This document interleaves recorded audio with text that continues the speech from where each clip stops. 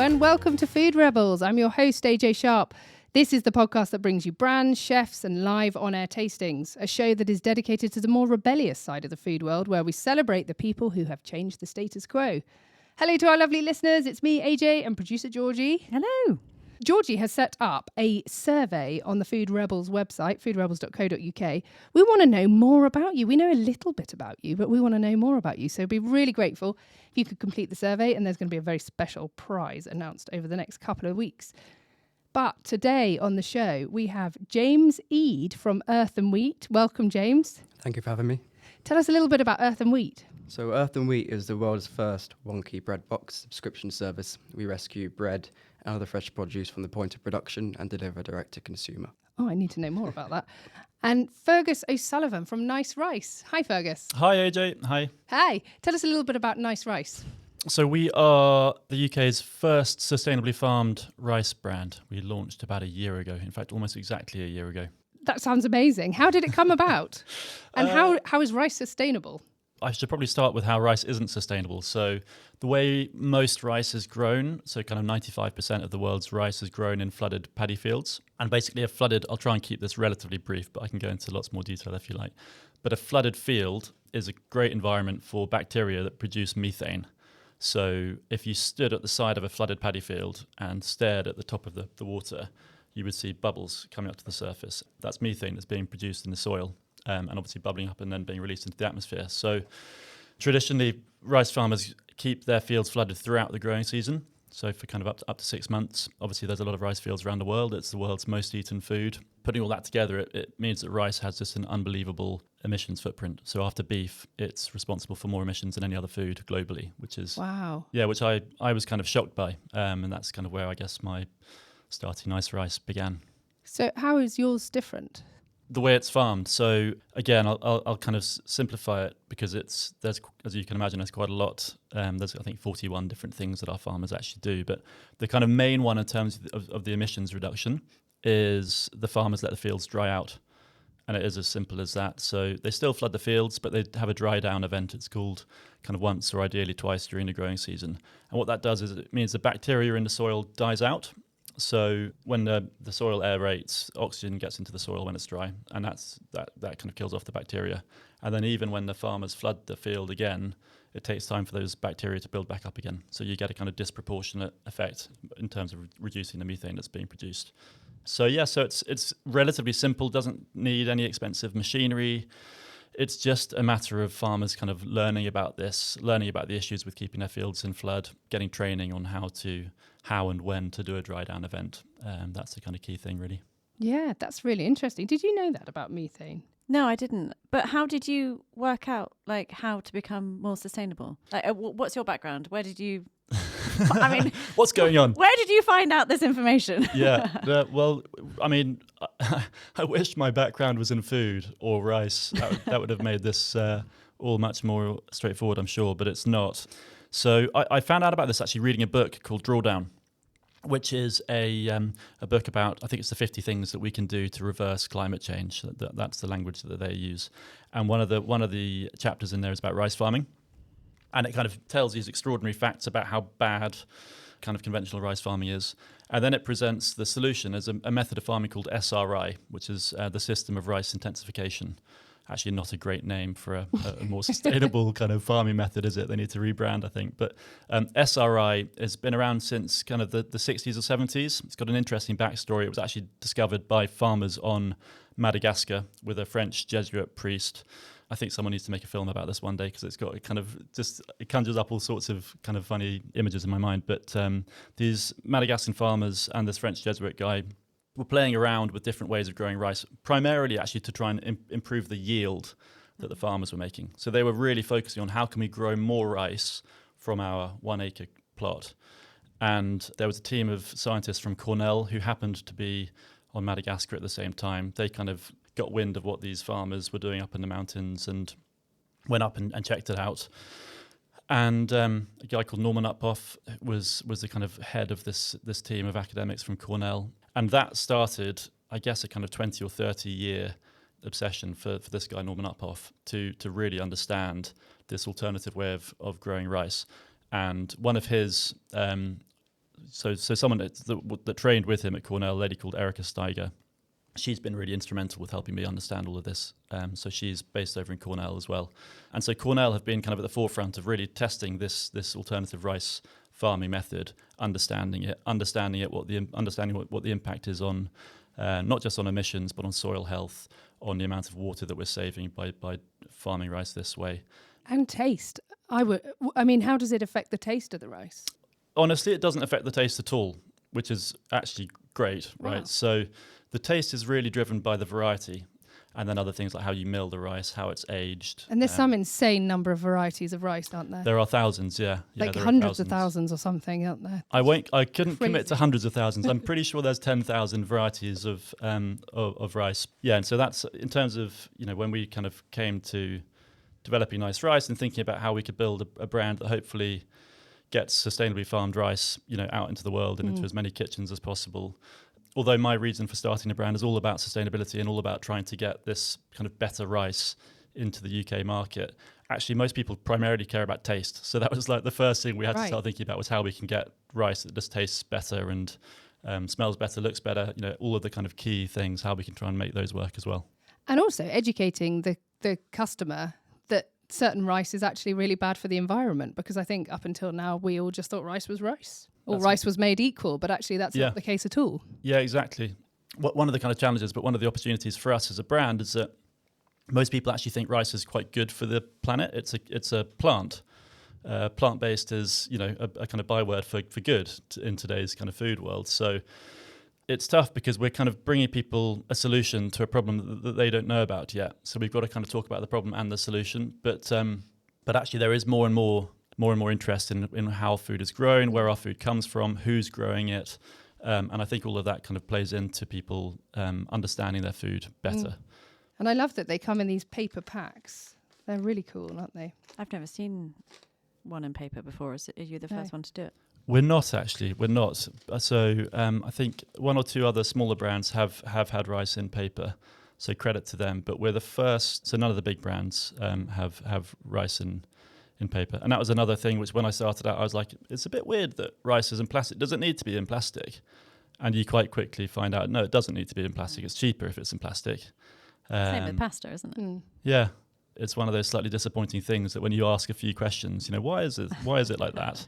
And you realise it's basically driven by trying to make stuff as cheap as possible. So And convenient.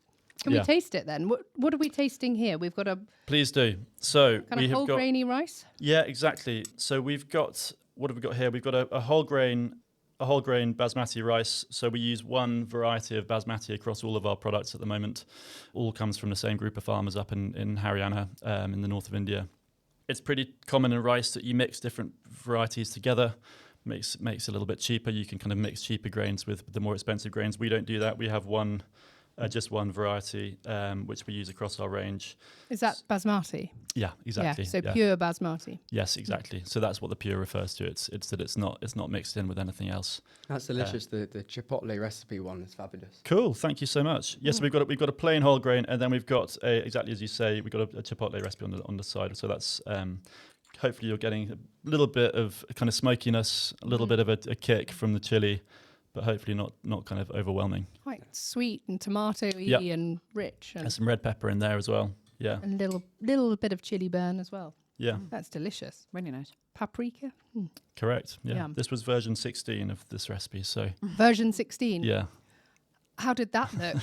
Do you have a factory or a kitchen table? Like, where are you making these different? So I worked with a company called Frog Hop, who are a kind of product development company. So they helped right at the start with just thinking about what sorts of recipes might be interesting to go for. And then when we honed in on Chipotle, I started working with another amazing woman called Fiona Cramp, who's a product developer. And Fiona's been working with me for, I guess, the last kind of 18 months now, actually, across all of our products. So yeah, Fiona helped me kind of zero in on the recipe. Fab. And these come in these kind of microwavable packets. Mm-hmm. So these are kind of instant, or how do they work? Yeah, you microwave them for 90 seconds, don't you? And then, Exactly. And then it's done. Perfect. Or you can and stir that fry. packaging is recyclable, isn't it? It is, yeah. And this is probably the the single kind of trickiest thing I thought about when starting the business was, for a brand that's all about sustainability, should we or should we not go into these recyclable, these microwavable pouches? Because they're in plastic, obviously. They are recyclable, but they're recyclable at large stores or whatever the thing is. So you can't recycle them at home. So not ideal, but we had to kind of stay pretty true to our mission, which is to try and get this rice into as many households as possible. That's about half of the UK market is in these microwavable pouches now. So we decided it was the right thing to do. And ultimately, we are replacing another pouch on the shelf of a supermarket. So which is less which good for isn't the environment. recyclable. Yeah. So you can't recycle those pouches. Yeah. And obviously the rice that's in the pouch is much better for the environment as well. Has already contributed to a huge amount of methane and Correct. water usage, which Correct. even if it's net zero, at least it's not taking anything from the environment by eating in the microwavable pouches. Exactly right. Yeah. What did the farmers think when you turned up and said, let's do this a different way? So they were already doing it a different way, actually. I can't take credit for that bit. I guess our kind of role was taking all the amazing work that they're doing and other people in the supply chain to train those farmers and to kind of group them together. They're already doing great work. So we're really taking that rice and kind of trying to build demand for it. But when I went out to meet them, and it was actually really funny. I think they were really skeptical. They don't get many kind of end customers coming out to visit. So I think they started off, to be honest, quite wary. And then what was really nice was that they quite quickly kind of really opened up. And I think when they realised I was just a guy, coming to kind of find out more and interested in what they're doing, and they really opened up and were very, very sweet, very hospitable, inviting me into their homes, and pictures of me holding their children, and all this sort of stuff. It was lovely. It was amazing. But I think they also really loved explaining what they do and kind of showing all of the hard work that goes into what they do. And they were kind of third and fourth generation family farms. So the vast majority of rice, almost all of the rice that we eat in this country, is grown on smallholder farms. So they are very, very small family-run farms. And there are people at the heart of that. There are literally families. So it was really cool meeting them. I met, three generations of the same family, all of whom are working on the farm, and it was amazing. It's incredible. What do you think, James? I think it tastes amazing, and I think the fact that you're trying to do it in a new way in the UK market to make a big impact on the environment is really amazing. So Thank you, mate. Well done. Thank you very much. That's Good. fine. I mean, you've got a really sustainable business, haven't you? Earth and Wheat. Yeah, so Earth and Wheat is the world's first wonky bread box. So we rescue produce that's surplus, too big, too small, the wrong shape, the wrong size, from going to waste at the point of production. So what kind of companies is this, like Hovis, or is it like a bakery around the corner? What kind of? So I'm a fourth generation baker. We started at our family bakery, which is one of the larger bakeries in the UK, and we predominantly supply under own label. So for other supermarkets, brands, and other quick service restaurant products. So you have a big bakery. So it's a fairly large Where's that based? bakery. That's in Dunstable. So we started there. So I'm 23 years old. I started Earth and Wheat 3 years ago. Wow. At During- 20? during I don't know what I university. think. I was on a ski slope at 20, having just had a Jaeger bomb. Wow, that's impressive. Thank you. So we started Earth and Wheat to really reduce the waste at the point of production. It's estimated 16% of waste is at the point of production. Mm-hmm. Our bakery, given its size and efficiency, is 1% or less. But at a high volume is a huge amount of bread. So we needed a way to. So you literally identified this in the family bakery in Dunstable. You're seeing this waste and going, guys, we need to do something about that. Absolutely. As a small percentage, it doesn't seem like a lot, but the volume is eye-watering. Yeah. So we needed to find a way to rescue that product, because we don't want it going to landfill or animal feed, because everyone knows it's not sustainable that way. Mm-hmm. So how can we rescue this perfectly good, fresh food from going to waste? And that's where Earth and Wheat was born. Wow. And I've heard of Earth and Wheat. Like that, it's a big brand, isn't it? Is it just across London, or is it all around the world? It's all around the nationwide. country? So we deliver to 98% of mainland UK. Wow. And we're soon going to be in retail from November, which is very exciting. I can't say who with or what product, but it's one of the growing retailers with an exclusive partnership. So that's going to be very exciting. Cool. Presumably it would be a different product each time. Like you don't know what's going to be in the bag or the box? Yeah, so with the earth and wheat boxes that deliver to your doorstep fresh, it's a mixed mystery box. Cool. So you get whatever's been produced on that day, often fresher than what you might get at the supermarkets because it's rescued and delivered direct to your door. But in the retail, it's slightly different with a longer shelf life, using bread to upcycle into new exciting products. So is it just bread in your boxes? So the earth and wheat boxes are predominantly bread. We've worked with farmers as well at the point of farming to reduce fruit and vegetables as well, which was exciting. But most of our volume for earth and wheat comes through bread, and that's where most of the waste we can access is. And is it just from your family bakery, or do you get it shipped in from other bakeries as well? So we started with our family bakery. We've since worked with other bakeries as well. Lots of smaller enterprises who have higher waste in their bakeries because they may not be as efficient. It's not production lines. Oftentimes it's handcrafted. Sure.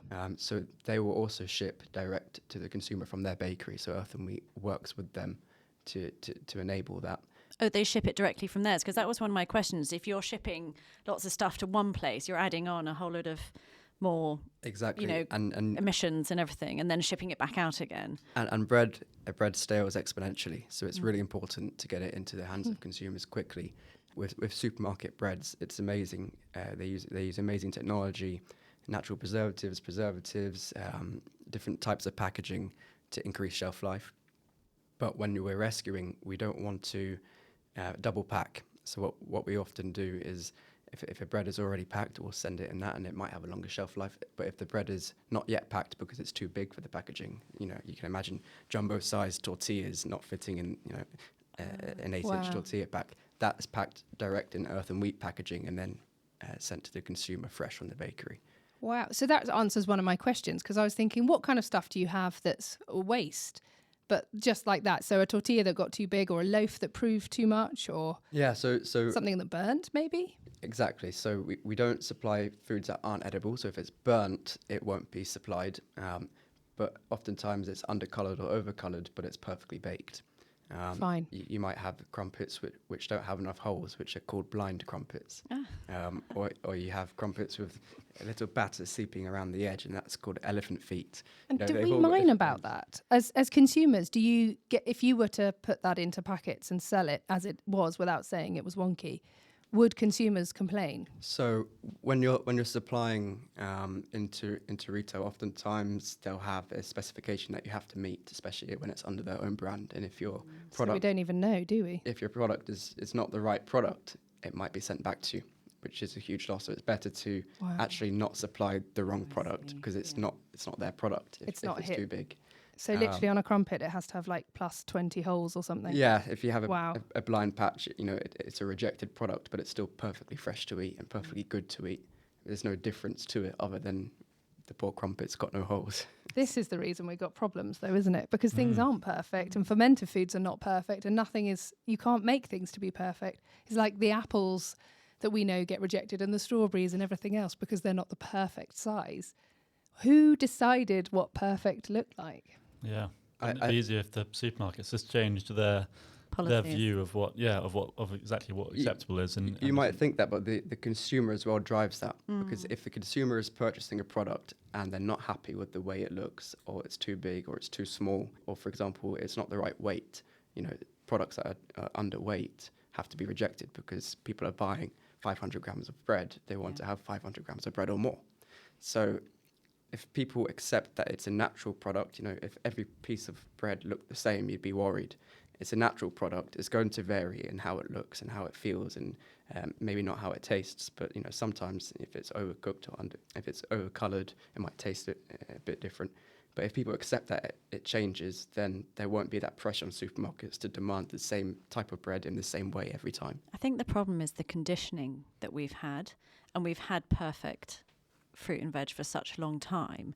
Because I've seen some supermarkets, they do the wonky aisles and wonky sections, and I do say, I go over and I go, oh, I'm not sure about that one, looks a bit odd, and I'm even aware of it, and I'm trying not to be, to not pick only the perfect ones, but it does take quite a lot in your head to pick up an orange that is green, that is not actually orange, and you're like, oh, that to me says that's wrong, but it's not wrong. That's what they're meant to look like and stuff, you know. So I think it is difficult for the consumer to change when they've already had all this perfect produce. Yeah. Something that really interested me, which is along the same lines, I went to Ghana, West Africa, a couple of weeks ago, and the mangoes there are all yellow and orange. And most mangoes you get in the supermarket are green, because that's how we understand in the UK mangoes to be. But they're nowhere near as ripe or as delicious as the mangoes you might get elsewhere, which have a variety of different colours. And it's that almost consumer perception of what is the right product for that item. Because that's what we've been served, haven't we? And I think they are with the mangoes. Are they called Alfonso? Oh, I can't remember. There's a different different type, isn't Yeah. there? And then that one's really yellow. But I've seen a couple of more of those coming in, I think, as people have talked about them. But it's so right that it's conditioning, and you know, that's what we've got to change our conditioning. Absolutely. My husband grew up in Malaysia, and there's so many different fruits that he looks at on a supermarket shelf and goes, that just looks wrong. It's too small. It's too green. It's too hard. It's just not how I had it as a kid. And I'm like, well, that's what a mango, for example, looks like. Yeah. That's really interesting. So do you deliver to the whole of the UK? 98% of mainland 98%. UK with the next day service. So if you order, I think we ship on Mondays and Wednesdays now, so you get Tuesdays and Thursdays. But those are from the day of production, so they're dispatched on the day, which makes it ultimately extremely fresh. Yeah, so it has to be ordered from your website. That's the only place at the moment. At the moment, the bread boxes are only available at earthandwheat.com. And you have a charitable side as well, don't you? Tell us about that. That's right. For every box that is ordered, we donate a meal to charity, sometimes more as well. So far, we've donated 300,000 meals to UK food banks and charities and schools, which is wonderful. And we've rescued, I think, 500,000 kilos of bread from going to waste. Oh, wow. Wow. That's a huge amount. Incredible. Yeah. What did your family think? 'Cause did you say it was a family bakery? Yeah, so What did they think when you came up with this idea? to be honest, everyone was skeptical. I was given a very small budget to be able to make this work. And within 4 weeks, we reached our annual target, Wow. which was fantastic, because there's such a demand for sustainable options. That's so cool. So that's kind of when things started getting into motion, and we were able to start growing our consumer base through marketing. What was really interesting is 28% of people are unaware that food waste impacts the environment. Really? So there's a huge educational piece to be had, which is a big part of our marketing, so that people realise that food waste is such an important thing to tackle. I mean, if food waste were an emitter of greenhouse gases as a country, it would be the third largest emitter after the USA and China.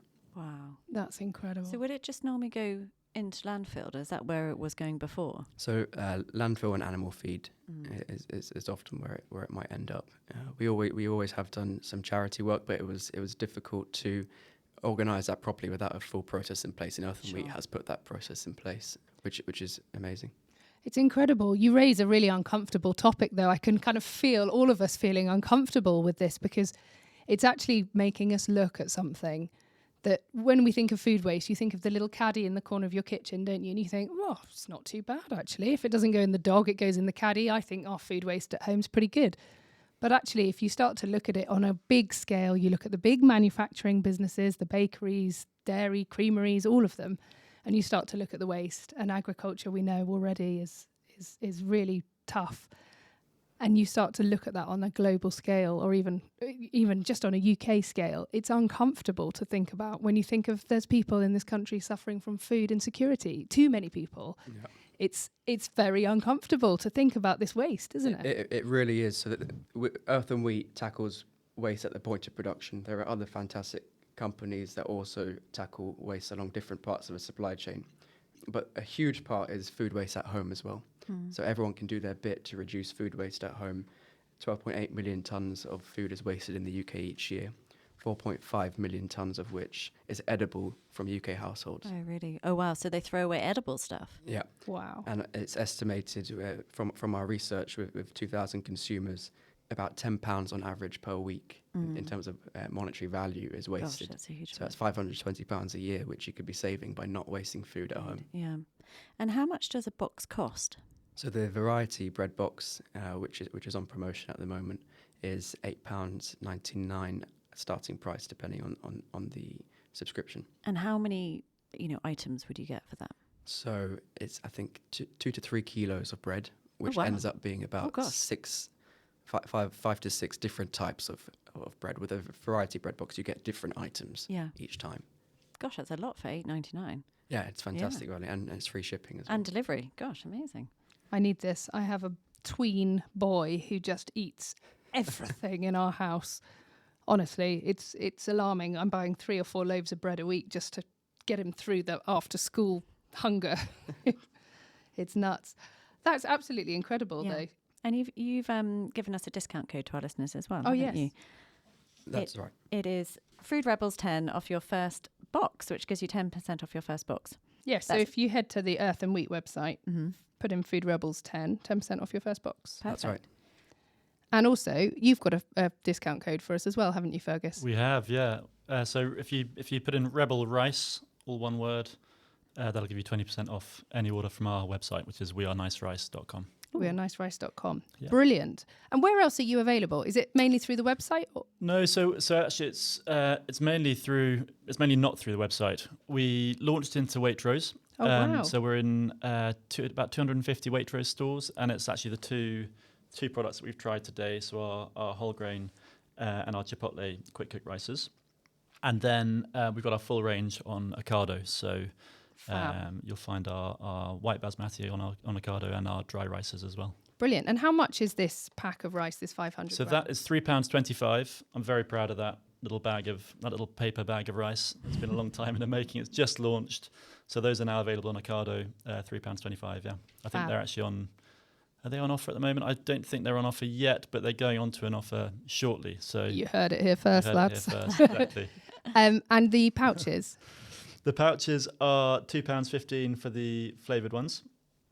So our Chipotle and our Provençal herb pouches are £2.15, and our plain brown and white basmati are £1.95 RRP. I think actually in Waitrose and Ocado they're £2. So.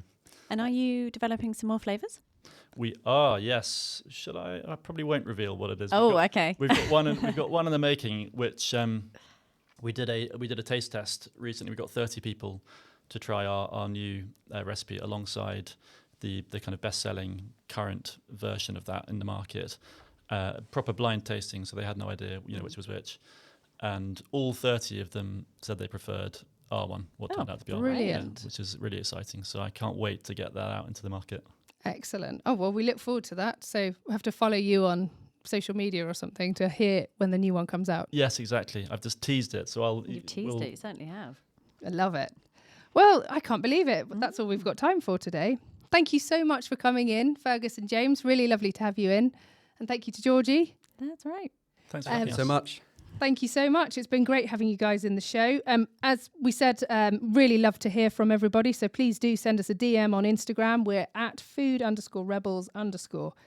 You've been listening to Food Rebels, which is available on radio stations around the UK. You can also listen on Apple Podcasts, Spotify and Audible. Please remember to subscribe and rate us. Until then, make sure you taste the rebellion.